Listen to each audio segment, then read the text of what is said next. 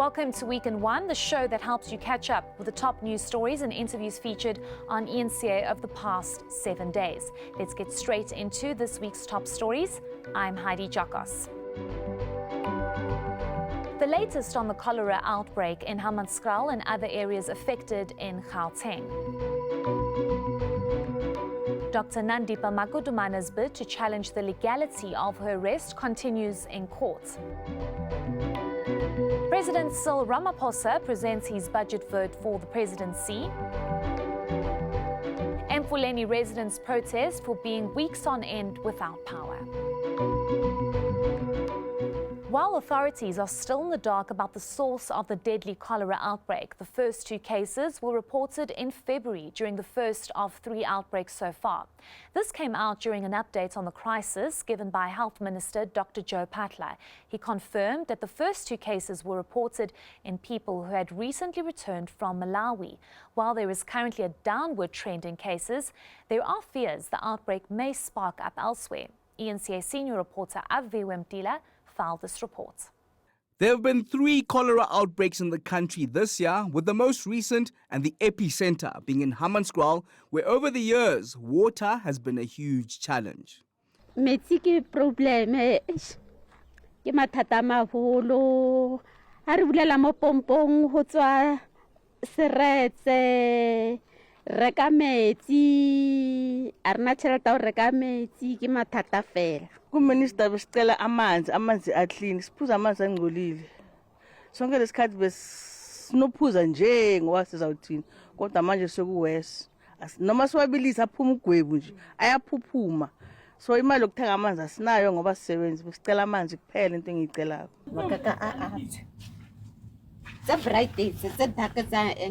The possibility of the source of the outbreak coming from water is becoming less likely as officials focus their attention on the outbreak coming from imported cases. This as the first outbreak came in from 2 sisters traveling from Malawi to Limpopo, and the cases were officially confirmed on the 5th of February. That outbreak lasted for just over a month with 11 reported cases and a death of a child. The next outbreak would come in May with a total of 9 confirmed cases and 1 death in the Free State. The first reported case in Hammanskraal would be from a 56-year-old policeman traveling from Limpopo for training, and 5 days after his arrival, he'd complained of vomiting on the 12th of May. 3 days later, tests would confirm he had cholera, and thereafter a total of 33 policemen had similar symptoms, with 8 being admitted into hospital and 1 needing intensive care. It is possible the gentleman might have come from Musina carrying it, and then he started showing 5 days later. It is also possible that he may have come with no Vibrio cholera and then got it in Hammanskraal. There would be a rapid rise in cases, with a total of 99 confirmed cases in the city of Tshwane and 23 deaths. As the source is still not confirmed yet, there are fears that the outbreak may spread. We have to assume it is going to go into Limpopo, it's going to go into Northwest now that the cases which have been reported. Aviwe Mtila, Pretoria. The Besta Saga continued in court this week, with his partner, Dr. Nandipa Magudumana, continuing with her legal stance that she was not deported from Tanzania but abducted, and that her current imprisonment is in violation of the law. Home Affairs is now recognized as the 6th respondent, and they are strongly refuting her allegations. The department accuses her of deliberately lying to mislead the courts, and that all processes to bring her back were followed, and she was arrested on South African soil. ENCA senior reporter Slindelo Masikane was in court with the latest. Arguments were heard in the Free State High Court in Dr. Nandipa Magudumana's court bid challenging her arrest and deportation from Tanzania. In April, Magudumana was found in Arusha with Facebook rapist Thabo Besta. The pair fled South Africa when news broke that Besta faked his own death to escape from prison. Her lawyers argue that South African authorities conspired with Tanzanian authorities to bring them back. The facts here demonstrate clearly on any version this was extradition. That's it. That's our case. I could actually sit down now, but I'll need to drill down to the facts. Let me just add to so that's our case. Nobody can get away from what happened here. The police, an 8-member team, who, in their words, deliberated with the Tanzanian officials as to the way forward.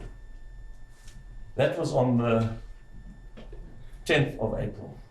Lawyers representing Home Affairs, the NPA and the South African police argue that Magudumana wanted to come back home and that the deportation process was above board. The applicant informed all and sundry that she wanted to return to South Africa to her children.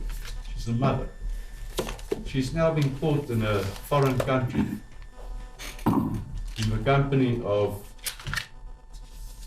an escaped convict. She's been arrested by that country's police and she's been detained by that country, which they are, of course, entitled to do. And her wishes to return home to her children. There's nothing sinister about the fact that there's cooperation between the South African Department of Home Affairs and that of the Tanzanian government. It doesn't make it a disguised extradition. Judgment is expected to be delivered on the 5th of June. Slindalo Masigan, Bloemfontein in the Free State. Northwest Health MEC Madota Sambata has slammed management at the Mahikeng Provincial Hospital for failing to attend to the incident of babies being placed in boxes with urgency. Sambata says 5 managers are currently under investigation and have been placed under precautionary transfer. Meanwhile, a preliminary investigation has found that 4 babies were placed in boxes instead of incubators. ENCA's Pulile Tweety Jones filed this report. Mahikeng Provincial Hospital had 47 incubators and cribs, and 56 babies were delivered. That's according to the health MEC, who says due to the lack of resources, 4 babies were placed in boxes instead of incubators and cribs. But it doesn't end there.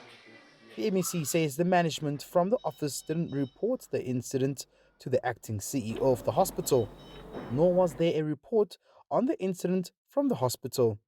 It's believed the babies were in the boxes for 2 days. Management did not visit the ward.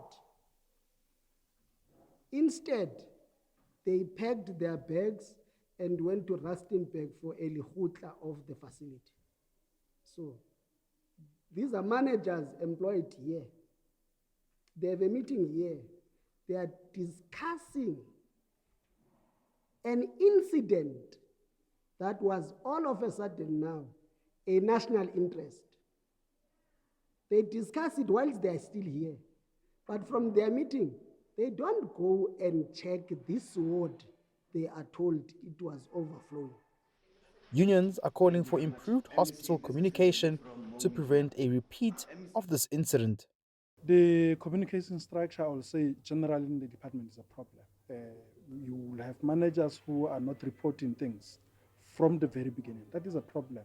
Managers need to start making decisions, taking decisions, whether they are right or wrong, but take decisions so that you can implement and correct where necessary. Meanwhile, Sambata says 5 managers under investigation will be transferred to another hospital, while the 2 other managers initially suspended will have their punishment lifted.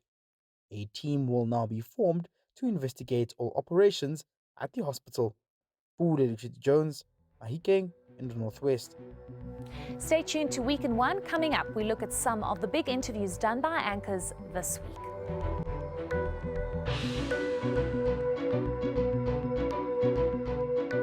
Welcome back to Week in One. I'm Heidi Giokos. This week is Child Protection Week, and if anything, the recent events have highlighted the need to care and protect our most vulnerable. The theme this year is Let Us Protect Children During COVID-19 and Beyond. Gareth Edwards spoke to Shahida Omar from the Teddy Bear Clinic earlier this week. The amount of domestic violence is terrifying, because it doesn't take a statistician to realize that many of that is aimed directly at women and, of course, children. How devastated are you this morning?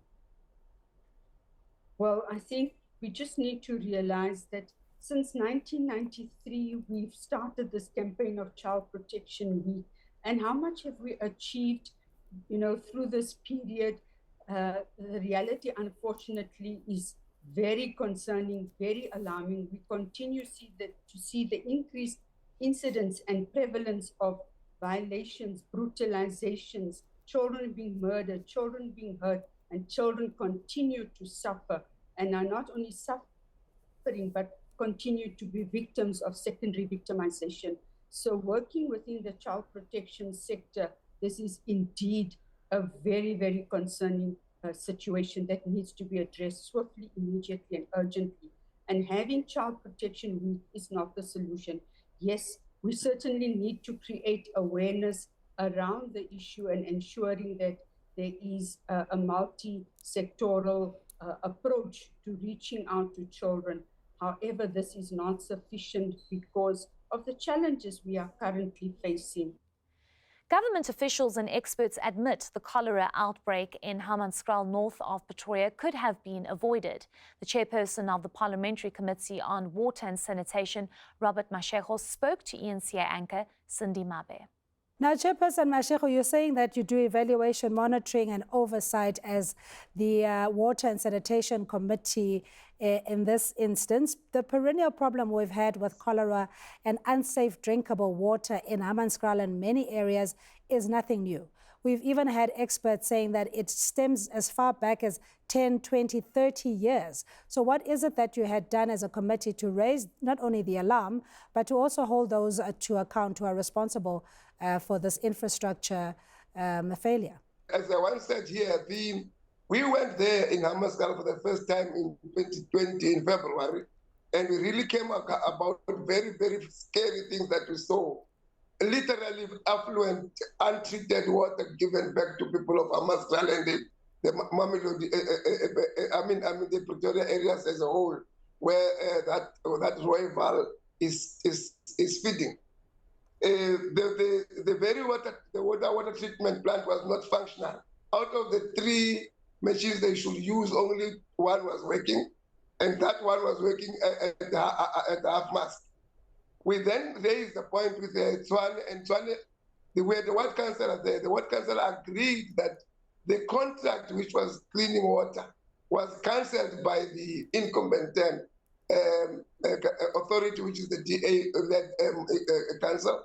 So therefore, the water was no longer being treated. Yes, he told us about the history, but he said at that moment, the bigger issue is that all the time there was a bit of water being treated, even though it was overloaded, but it was being treated. But at that time, nothing was done. Water was just being fed back to people without being treated. In all angles this week, Masego Ratlaga touched on this major legal development. The Constitutional Court has ruled that third parties may access individual taxpayer records if it's in the public interest. It's a ruling that's bound to have implications and complications for many. She spoke to Amabongane's advocacy coordinator, Caroline James. This is obviously a long time that you've been battling this whole case. It went from the High Court to the Constitutional Court, and finally there's a ruling. And this is, I assume, not something positive only for the media, but for the public as well. Yeah, absolutely. I think you're correct. I think the reason the media brought this application was to ensure that the public had access to important tax records of highly important people that have an impact on our daily and political lives. And of course, what's important is that the Constitutional Court found that Section 67 and 69, that's obviously the Access to Information Act, goes against Section 32, which says anybody has a right to access information that is with government. So it extends beyond the media, right? When somebody makes an application that they feel they need access to, especially records that are with government. Absolutely. So as you mentioned, it's brought about within the bounds of the Promotion of Access to Information Act, which anybody can use, whether it's the media, individuals, ordinary citizens can apply now to SARS for information relating to an individual taxpayer. But it's important to note that the judgment limited it to SARS will only grant the application in situations where it's very clearly in the public interest for that individual's taxpayers' records to be disclosed. More of our top stories this week after the break.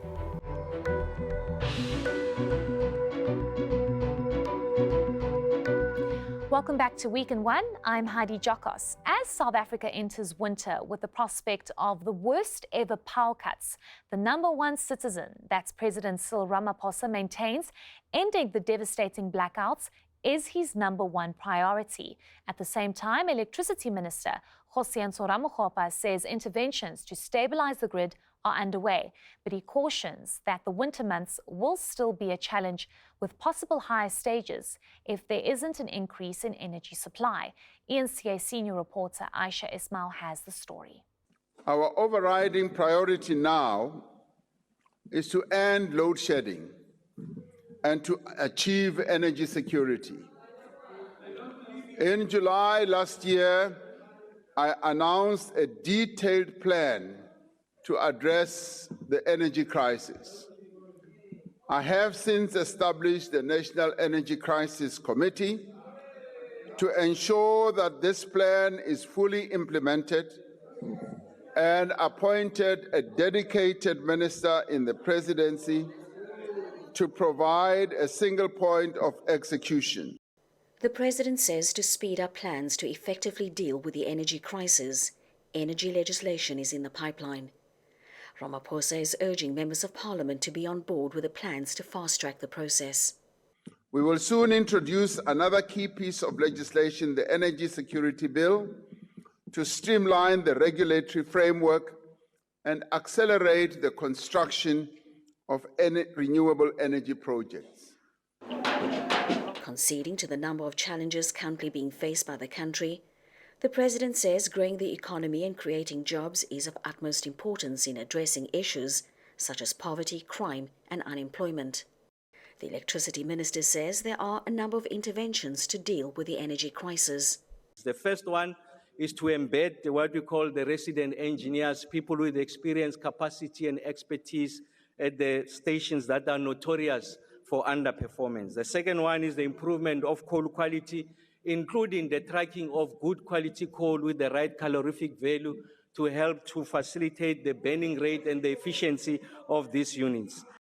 Ramokgopa says some help from our neighbours, renewable energy, as well as South Africans playing their part in using electricity sparingly, will all contribute to reducing blackouts. Aisha Ismail, Cape Town. There appears to be no end in sight in the power outages in Emfuleni. Residents there are approaching a second week without electricity. On Tuesday, Roshni and Ristelfal communities in Vereeniging took to the streets over inconsistent power outages in their area. Parts of suburbs have been in the dark for over a week now. This as cash-strapped Emfuleni municipality battles to deliver services. ENCA's Mangoba Mkunu reports. The fury of Emfuleni communities is still visible on the streets after residents of Roshni and Rostaval rioted in protest over prolonged outages in the area.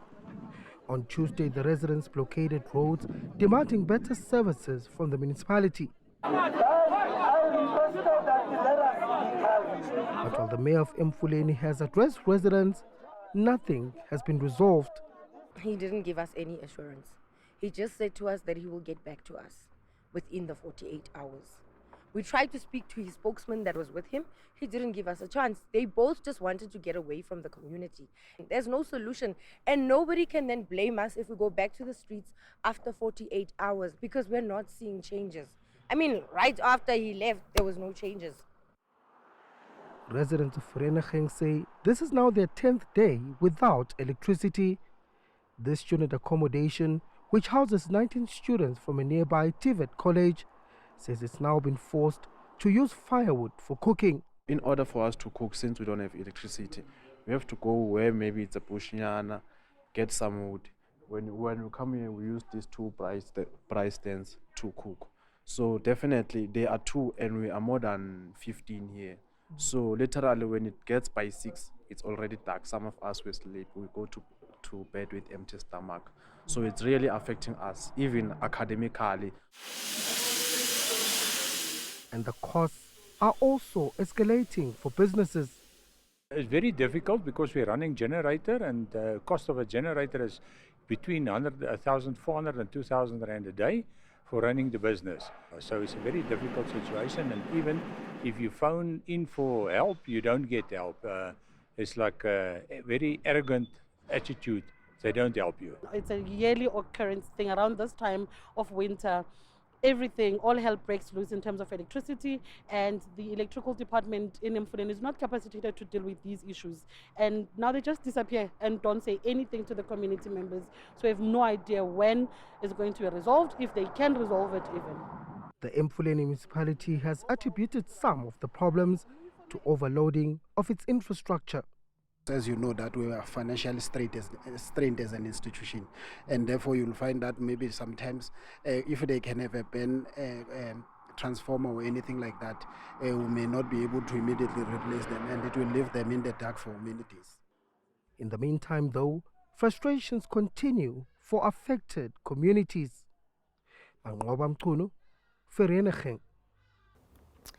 3-year-old Nehemiah Eaton died last week after her oxygen machines went flat due to extended power cuts. She had a viral infection which affected her ability to breathe on her own. But because of the blackouts, she sadly died in her mother's arms on her way to hospital. She was cremated at a private ceremony on Wednesday while her family are considering suing the state. I filed this report. The Eaton family are exploring their options after losing their 3-year-old daughter due to extended power cuts.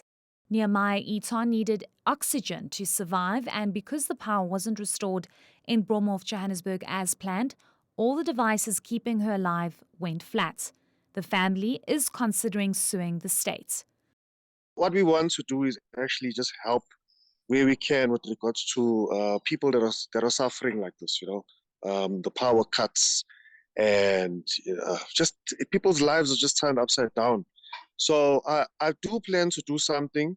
I don't want to give out too much information. It's still in planning stages.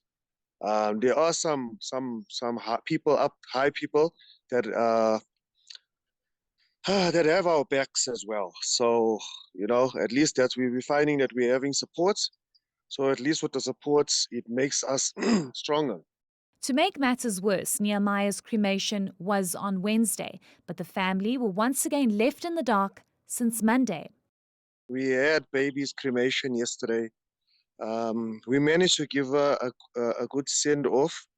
It was really beautiful, although we didn't have power since Monday, which obviously put us through a whole lot of problems. I mean, having visitors up from all over the country and stuff like that. So, we had visitors sleeping over at our place. And obviously with the power cuts, I mean, the backup power doesn't even help with regards to that. Everything runs flat. So, yeah, man, it's just a nightmare.